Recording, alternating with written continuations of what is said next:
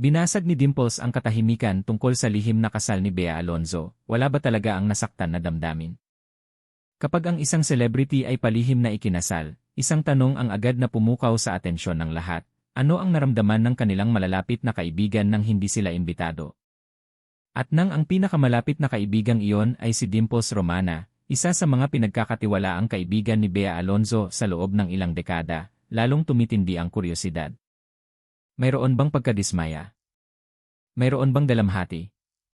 Nagbago ba ang kanilang pagkakaibigan matapos tahimik na ikasal si Bea sa negosyanteng si Vincent Co? Sa wakas, nagsalita na si Dimples, at ang kanyang sagot ay ikinagulat ng maraming tao. Manatili hanggang sa huli dahil higit pa sa isang simpleng imbitasyon sa kasal ang kwentong ito.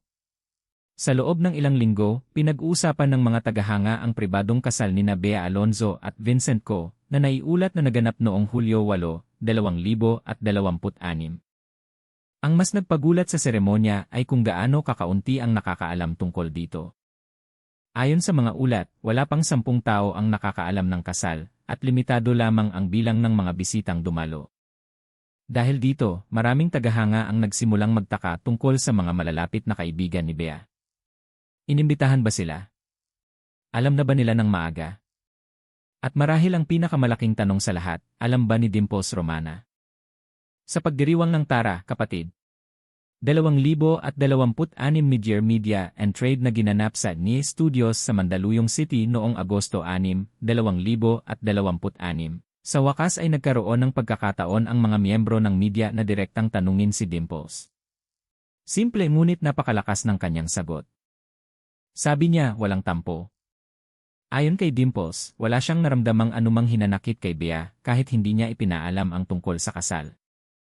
Sa katunayan, binigyang diin niya na pagkatapos ng napakaraming taon ng pagkakaibigan, masyado na silang mature para sa mga hindi pagkakaunawaan na tulad nito. Ipinaliwanag niya na ang mga pagkakaibigang tumatagal ng ganito katagal ay hindi umiikot sa mga nasaktan at maliliit na hindi pagkakasundo. Anya, sa tagal naming magkakaibigan, hindi uso sa matagal magkakaibigan ang tampu-tampo. Agad na nakuha ng mga salitang iyon ang atensyon ng lahat. Tutal, sa isang industriya kung saan ang pagkakaibigan ay madalas na dumarating at nawawala, ang pagpapanatili ng isang malapit na ugnayan sa loob ng mga dekada ay isang tunay na espesyal. Pero hindi lang iyon. Inihayag din ni Dimples na tunay siyang masaya para sa bagong kasal.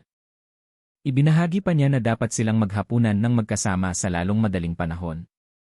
Gayunpaman, lubos niyang naintindihan na sina Bea at Vincent ngayon ay may mga bagong prioridad.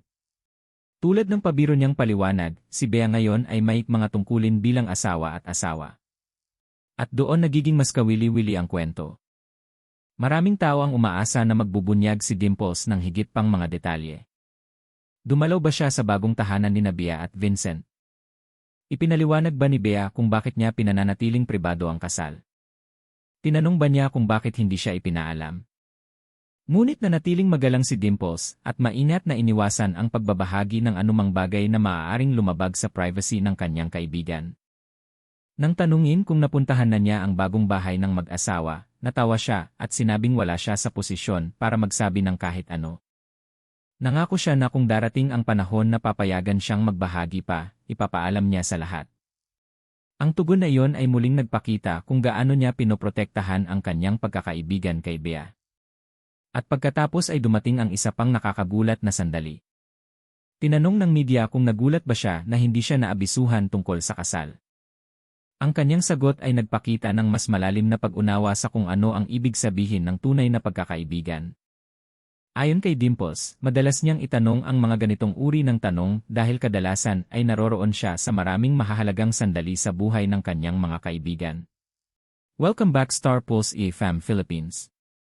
Ngunit inamin din niya na ang pagsagot sa ilang personal na tanong sa publiko ay hindi gagawing mabuting kaibigan siya. Sa halip na magtuon sa kanyang sarili, pinili niyang ipagdiwang ang kaligayahan ni Bea. Ipinaliwanag niya na ipinagdiriwang ng kanyang buong pamilya ang mga tagumpay at masasayang sandali ng kanilang mga kaibigan. At hindi lang si Bea. Binanggit ni Dimples na naangkop din ito kay Angel Locsin at sa marami pa niyang matagal ng kaibigan. Pagkatapos ay nagbahagi siya ng isang bagay na nakaantig sa maraming tagahanga. Sinabi niya na isang napakalaking biyaya ang manatiling kaibigan sa mga taong nakilala niya noong sila ay mga teenager at kabataan pa lamang. Isipin ang pagpapanatili ng mga pagkakaibigan mula sa iyong mga taon ng pagiging teenager hanggang sa iyong mga 20 at ipagpatuloy ang mga parehong pagkakaibigan hanggang sa iyong mga 40. Sa industriya ng libangan, tiyak na hindi iyon isang bagay na nakikita mo araw-araw. Ngunit dito na muling magkakaroon ng hindi inaasahang pagbabago ang kwento. 7 araw lamang matapos ang panayam ni Dimples, sa wakas ay ipinaliwanag ni Bea Alonzo kung bakit niya pinananatiling pribado ang kasal. At ayon kay Bea, ang kasal ay hindi kailanman nilayong maging isang lihim. Pakiramdam niya ay eksklusibo lamang sa kanya at kay Vincent ang sandaling iyon. Sa totoo lang, hindi niya iniisip na ito ay isang bagay na kailangan niyang ibahagi sa lahat. Nilinaw niya na hindi niya sinusubukang itago ang sinuman. Wala siyang sinusubukang itago. Sa halip, gusto niya ng isang espesyal na sandali sa kanyang buhay na magtuon ng buo sa 2 taong pinakamahalaga sa oras na iyon, ang kanyang sarili at ang kanyang asawa. Simple ngunit makabuluhan ang kanyang paliwanag. Anya, gusto kong maging akin at sa kanya ito. Gusto kong maging tungkol ito sa amin at wala ng iba. Ang mga salitang iyon ay nagbigay sa mga tagahanga ng ibang pananaw. Marahil hindi ito isang kwento tungkol sa mga lihim na imbitasyon o nasaktan na damdamin. Marahil ito ay isa lamang magkasintahan na piniling protektahan ang isa sa pinakamahalagang sandali ng kanilang buhay. At kung may pinatutunayan ang reaksyon ni Dimples, ito ay ang mga tunay na pagkakaibigan ay hindi nakasalalay sa mga imbitasyon sa kasal. Ang mga ito ay nabuo sa mga taon ng tiwala, pagmamahal, respeto, at pag-unawa.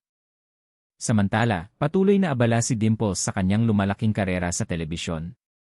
Kasalukuyan siyang bahagi ng drama sa D5 na Someone, Someday, kasama sina Catherine Bernardo, James Reid, at Maja Salvador. Isa rin siya sa mga pamilyar na mukha na nakikita ng mga manonood tuwing umaga sa frontline sa umaga, kasama ang mga respetadong mamamahayag at personalidad sa telebisyon. Kung tungkol kina Bea at Vincent, patuloy na ipinagdiriwang ng mga tagahanga ang bagong kabanatang ito sa kanilang buhay habang umaasang makakita ng mas magagandang sandali mula sa mga bagong kasal sa hinaharap. Pero ano sa palagay niyo? Bea Alonzo now introduced as Bea Alonzo Co. at public event. Bea Alonzo Co. na ang pagpapakilala kay Bea Alonzo sa kanyang dinaluhang endorsement forum na sa IIS, Taguig City, ngayong Huwebes, August 13, 2026. Ito ay bilang pagrespeto na rin sa asawa ni Bea na si Vincent Co. Ye ang wedding ni Vincent, niye moment na valura. July 8, 2026 ikinasal sina Bea at Vincent sa pamamagitan ng civil rights na ginanap sa harap ni Mayor Nancy Binay sa Makati City Hall noong July 8, 2026.